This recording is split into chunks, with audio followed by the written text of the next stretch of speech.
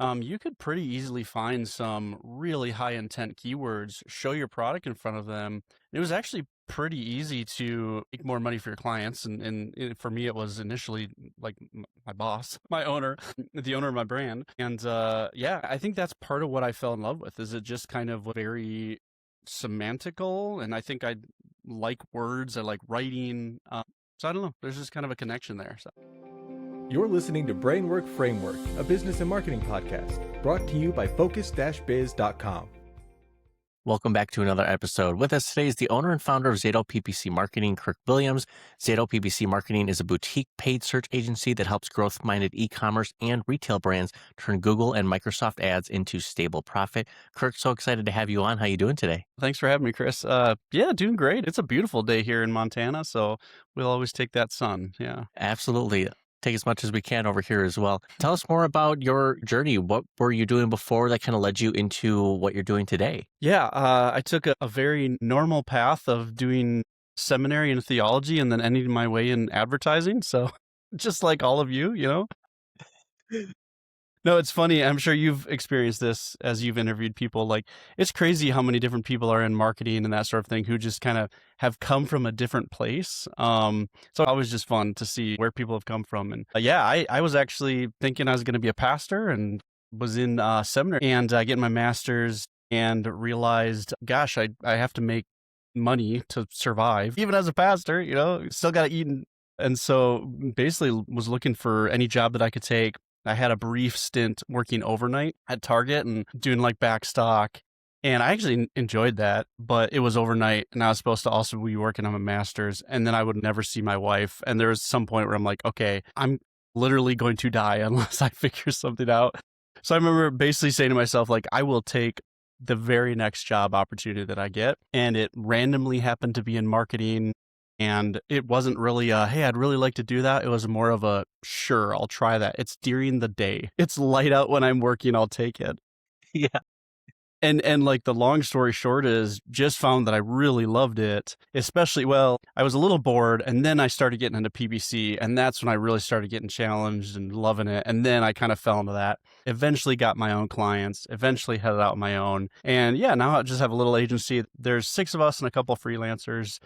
So yeah, we're just trying to do great work with Google Ads and keep up with all the changes. Nice. That's fantastic. And just like you said, trying to keep up with all the changes. I mean, in the world of marketing, you know, many different realms, the websites, the SEO, the pay-per-click, we have other paid ads. Why PPC? I mean, many businesses turn and choose to have pay-per-click and paid search advertising. What do you enjoy most about that and I guess the results that come from it for your clients? Yeah, I think one of the things that I kind of fell in love with it when I first started was the idea that you could meet someone as they were specifically telling you that they were interested in what you had to sell. I think that was such an interesting one for me because so much of marketing or advertising is you have like a generally defined audience or group of people or even location, right? Like think of like a billboard. It's like, yeah, there's some science that goes into where you're buying the billboard. But at the end of the day, there's just a lot of unknown there. That's fine. There's a place for that. And I think for me, it was just like, man, I can actually target someone literally saying at this exact moment, I want this product you're selling. And that was just kind of this really cool thing for me. And a lot has changed, by the way. It's actually harder to do this sort of targeting than it used to be, which I think is not great from Google. But all that to say, especially in the early days, it was just kind of like, if you did a little research, you could pretty easily find some really high intent keywords, show your product in front of them. It was actually pretty easy to make more money for your clients. And for me, it was initially like my boss, my owner, the owner of my brand. And yeah, and I think that's part of what I fell in love with is it just kind of was very semantical. And I think I like words, I like writing. So I don't know. There's just kind of a connection there. So Yeah, absolutely. Especially when we're trying to demonstrate a return on revenue for our clients, we want them to have success and results as soon as possible. And I just found pay-per-click, paid search, like you said, you're kind of finding their search intent. Those are the highest intent signals possible. So if you can follow up with some great ad copy, some great images that lead them to the right destination, their landing page, you can start to get sales and conversions. And that's where the clients say, oh my gosh, you're amazing. when can we do more? Let's increase the budget. And they tell their business friends. So it's a great way to kind of build your business off of that. But there's so many different options with paid search. Back in my day, I'm going to date myself, but it was literally just search. It was just the text search, and that was your only option. Now there's like Google Shopping, there's product feeds. Those are many things that not many of us have gone into. What is that for? I guess, do you see a good benefit from the Google Shopping and product feed? Can regular businesses benefit from it? Is it just e-commerce stores? Yeah, so product feed is just e-commerce. And as with all things, it's kind of like, yes, this is the way it is. And also sometimes there's outliers, right? They're constantly expanding. Like, for instance, they turned on like automobile ads that are very similar looking to Google Shopping, where there's an image, there's a price, maybe the ratings, that sort of thing. So I think they're trying, I wouldn't be surprised if we just really see that over time expand into a lot of different options, right? Maybe you're like looking for an Airbnb somewhere or something like that, right? But the idea originally, it started with a very specific e-commerce idea, which was, hey, we want to make sure that you see a picture of this product because we're very visual as people. You can immediately see the price. Google really cares about making sure that the person who's searching, that their experience from when they see that ad and click on it and to the point where they get to your site and add it to the cart, that's the same, right? They don't want pricing changing, stuff like that. So shopping ads does tend to be e-commerce, but you got to have an add to cart option. You got to have the ability to add it to the cart and purchase. Some software is Google Shopping actually, but typically, even if it's a digital thing, you might have seen this on a site, and this might actually be why you've seen it like this, is that even though it's a digital thing, it has to be purchasable, add to the cart, that sort of thing. So it feels like a product. And so the way that Google does that, which is very different than the search side of things, in which you are bidding on keywords. Definition of terms, really important, right? A search term is what someone actually types into Google, their term, and a keyword is what the advertiser bids on. And so those two things are separate. Sometimes people think they're the same thing, but you as an advertiser are trying to find a keyword that matches the search terms best, right? With shopping ads, there's not keywords, so you can't say these are the keywords I want to bid on. And it's more that you are submitting your data around your products, like the title of it, the description, the price, the color, all that stuff, the size, especially if it's apparel. You're submitting that in what's called a feed. And then Google takes all of that information, and then Google uses that to match up to searchers, to their search terms. Wow. Okay. Yeah, so that's kind of the short of it. And so really, for like keyword optimizations, if you will, for us PPC advertisers, it's kind of like you can think, okay, this keyword isn't working. Well, maybe if I try it with this word, or over time, you even see that in the search term report. People who are describing it with colors tend to purchase twice as much. Therefore, yeah, let's more aggressively bid on search on keywords with color in it, right? Red shirt, whatever. It's a little trickier with shopping ads, and that's called, someone might have heard of feed optimization. And really the idea is you're just trying to see what are people searching for and try to get that into the product data, into the attributes to kind of like help Google find the right searches. Yeah, I was kind of curious about that. I was like, how is Google really deciding? Is there any way to enhance that? You described it perfectly. Like, there's ways you can put the description or keywords within the description just so that Google has a better chance putting that towards them. I wanted to ask more about AI features specifically in Google, because there's kind of an upset and people are not happy about the AI overview overtaking a lot of the search real estate there, and it's affecting their organic SEO rankings. It's affecting their paid search terms. What have you seen in the realm of, Google Shopping, product feed, and just, yourself and your clients? So we are in, as everyone knows, a very interesting time right now, because there really is a massive shift that's occurring. And I think it's one of those things where people kind of know and then they kind of don't. A lot of people, myself included, are already a little annoyed and over the idea of like AI is changing everything, AI driven and everything, right? Right. And yet there's a level where, especially with AI overview, it really is shifting everything. It's just a lot of people hijack the term. But what it's shifting is that more and more it's going to create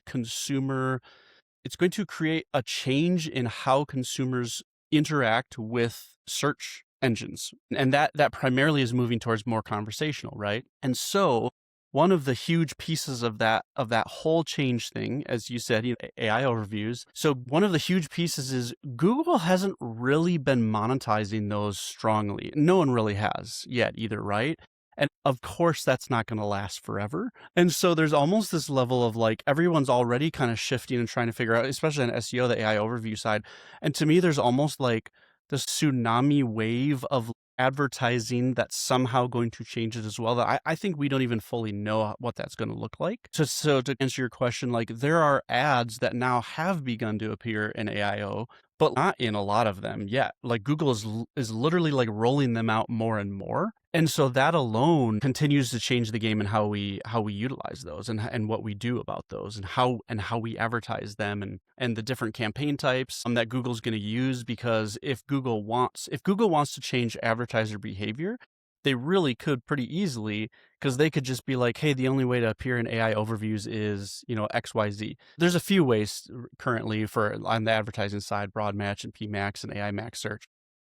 But if for some reason they're like, we just want you to use the AI Max, if at some point a huge amount of your ad traffic is coming from AI overviews, like you're almost going to be forced into using whatever campaign type requires that. And so again, we're not there. There's a whole lot of change there, but hopefully just to even demonstrate, like, there's still a lot of things that are brewing and changing that we're just trying to stay on top of and be aware of while still managing the existing state of things. And who knows where it's going to be. Just like you said, there's a lot of unknowns in this space currently.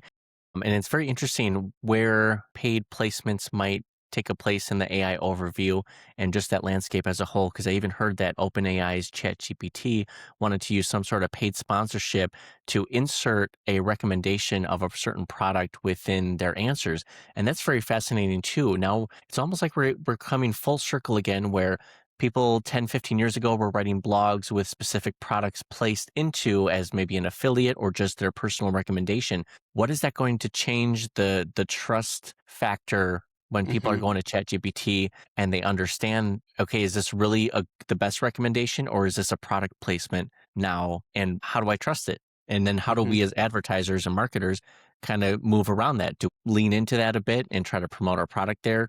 Do we just do better SEO? I mean, it's kind of like you said, it's just unknown. Yeah. I don't know. Yeah.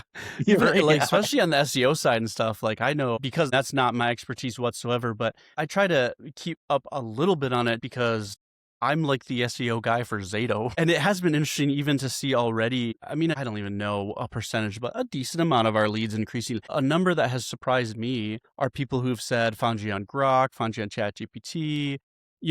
This is pretty funny. Someone had this I had this long prompt, kind of a conversation. I was like, this is exactly what I'm looking for. Find me the perfect Google Ads agency. And they're like, your name came up. And so we ended up having a call. Yeah, we ended up having a call. And it was pretty funny because they were like, you're it. ChatGPT told me. And during the call, I was like, hey, there's some stuff on your website you should consider. And there's a few things where I was like, hey, what about all this other stuff, though, that's important too? By the end of the call, they didn't want to hire us. And I thought it was funny because somehow there was a disconnect between the three of us, me, ChatGPT, and this guy. But we ended up not being the perfect agency. So I just thought it was kind of funny.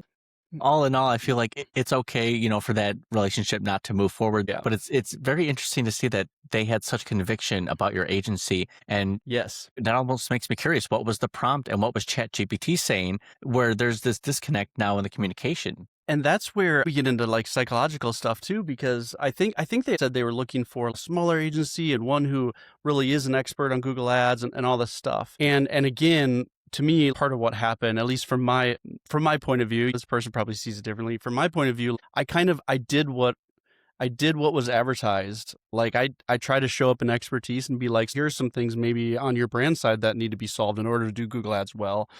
And to me, that some of the disconnect is they were not maybe quite ready for expertise communicated that didn't maybe fully agree with their own biases or whatever.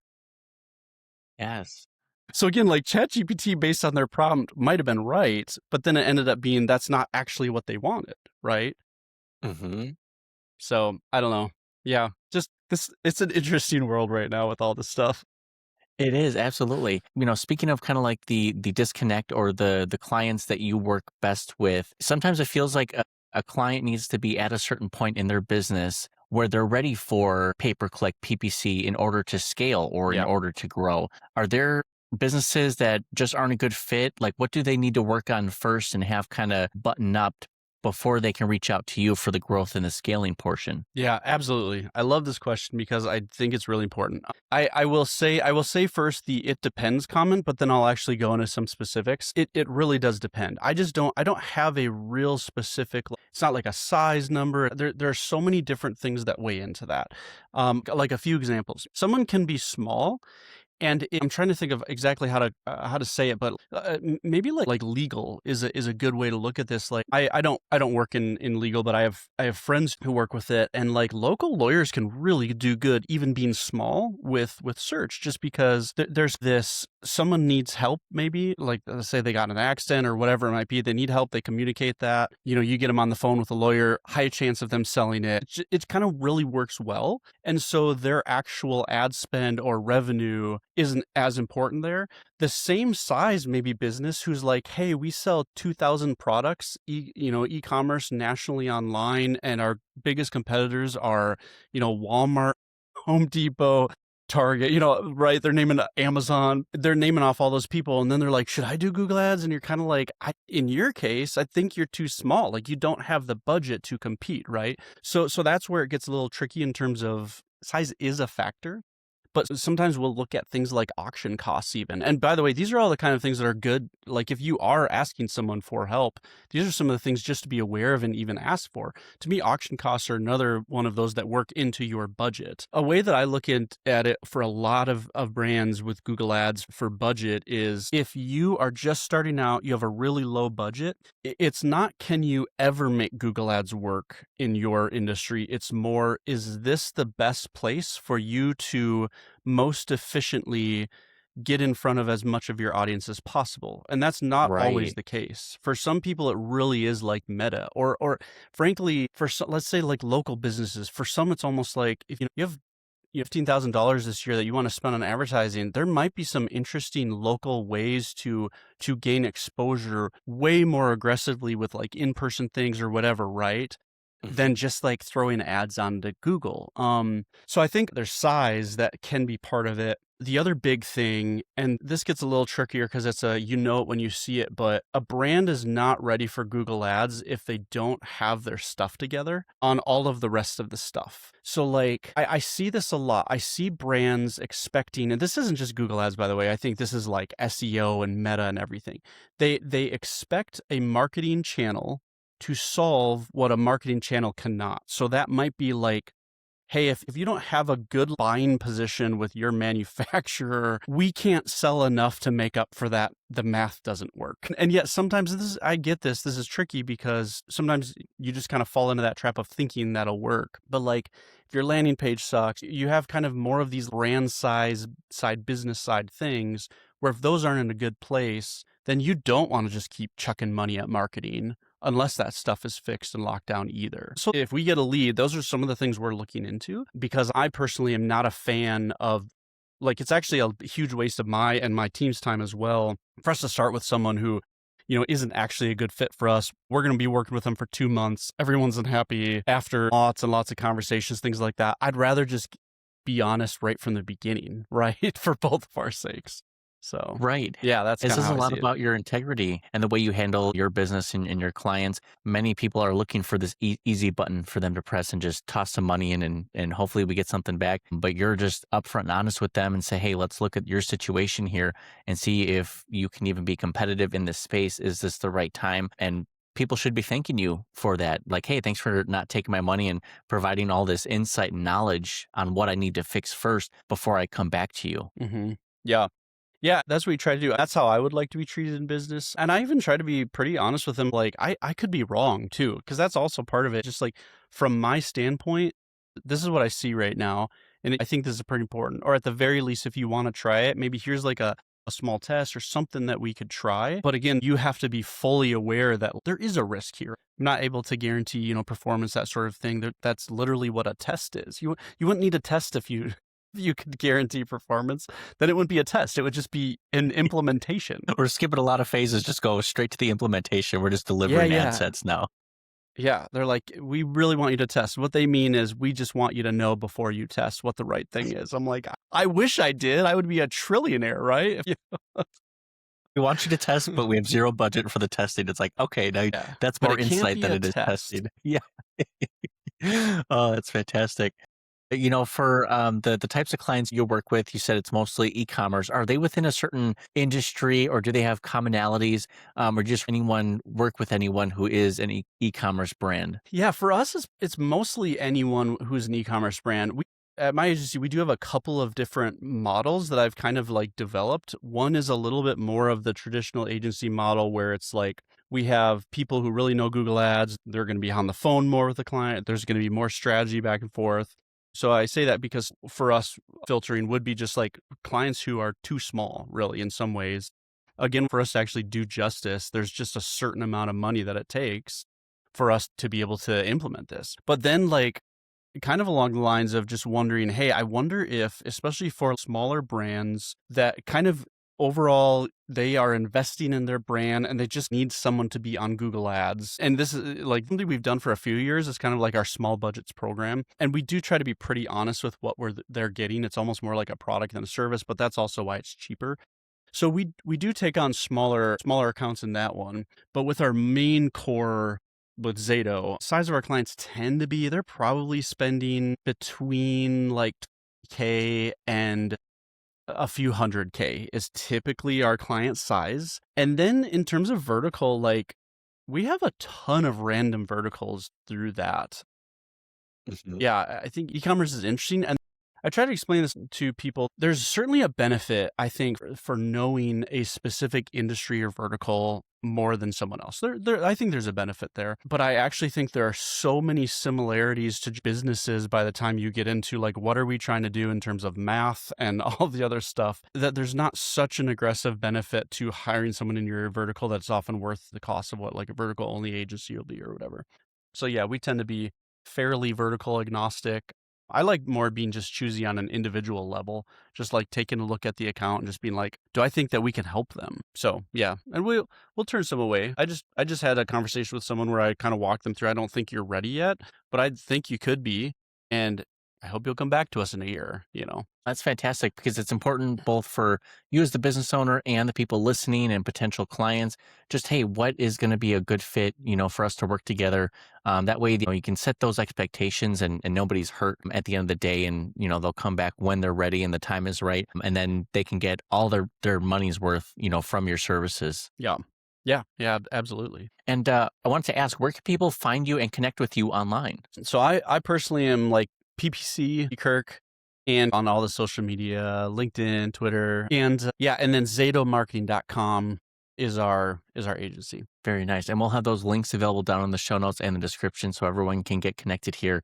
Kirk, I wanted to ask, you've been in, this business for 14 years. What has been the most effective strategy for you to build out your own clients and, start to build those relationships and conversations? Yeah, I've definitely gone the route, if people are familiar with the terms of like more of inbound type marketing myself. And so basically just trying to write stuff, talk at conferences, just get out there and be known, be a loudmouth on Twitter, share opinions. And I think that's been overall a source of what's helped us, especially over time. Then we have like Google organic traffic, things like that. That's really how we've grown. At some point, probably I need to figure out the actual advertising side of things. But I don't know. Inbound is great. That's where relationships Inbound happen. has worked for us. That's great. No, I think it's important because relationships are built. That's B2B space. You're adding authority and credibility, and just the conversations that you're able to put in a blog format into a social post. It just kind of shares, hey, here's who we are. This is what we do, our expertise. So you're adding to all the things that people are looking for in hiring a company like yours as well. Yeah. And I'm actually a good example of a client where we don't really do Google Ads advertising ourselves. And that's actually because like bidding up against other PPC agencies is really expensive. Like it's an example actually of like small agency bidding up against big players. It's like I have to have a certain amount of budget even just to like get enough leads to make that work with conversion rates and things like that. And so, yeah, it's funny. Like we're even in that space where I can actually like appreciate it from that level. Like it's not right for us right now. Right. It's just more realistic. You're just working with what you know, and that knowledge kind of leads you to, hey, there's going to be other channels or other opportunities that we should try that are just going to be a better fit overall. Kirk, we're almost wrapping up our episode. I wanted to ask, do you have anything kind of planned for 2026? Are you yourself kind of growing and scaling? Are you going to do anything different? Or are you kind of sticking with all the tried and true things that have been working so far? Sticking with the tried and true philosophy. And then as I learn things, like, adding those in is maybe the way to say it. So I don't know if I have any huge plans. I'm doing some traveling again. I usually do that every year for like conferences. I'm excited about that. I'm heading to Friends of Search in Amsterdam and Munich, SMX Munich in March. So that's going to kind of be fun. Nice. Yeah, so doing a little bit of traveling and speaking per normal. Otherwise, yeah, some of it for me has been, um, I feel like I'm learning more and more of my own business ownership and things about that. And I almost feel like there's certain things that I've learned and mistakes I've made now and stuff like that, where I almost feel like I'm starting to look ahead. I don't think there's any scaling goals, if you will. I think I have some better insight into, hey, I think this is how we could position ourselves better. I think this is like, let's get to X amount more of profit and then, yeah, let's hire again, that sort of thing. So I think there might be some moves like that that'll probably naturally happen in 2026. So if they don't, I'm never too upset. Yeah, So yeah. Just kind of taking it as it goes. And hey, there's no need to like set an exact goal for the scaling thing. If we grow, it's great. I think we can refine some things, but you just kind of grow with the flow, so to speak, just it kind of is, building on those opportunities. yeah. My goal is I want to make a continually a better process and a better steps and not Mhm. so much the actual objective line of whatever that is. Because I think that will actually move as you get your process right. I mean, it's atomic habits sort of a thing. I agree. Yeah, that process kind of get defines over time, and once you're in the trenches for a bit doing the client fulfillment, you start to realize, okay, maybe there's some sticking points within the buyer's journey here, just to create a better experience for them, and then that Hmm. I think helps you grow its efficiency, and then they're going to start telling their friends and other businesses about the great experience that they had with you as well. Yeah, exactly. I just want to do a better job of like sales and working with our customers and just do a better job at business, honestly. I love it. Kirk, I appreciate, you being, one of the top tier marketers out there who has honesty and integrity still built into everything that they do. So keep up the great work with that. We appreciate that. Looking forward to the next conference and your speaking events that you go to. Congratulations and thanks again for coming on our show. Yeah, thanks so much, Chris. Thank you.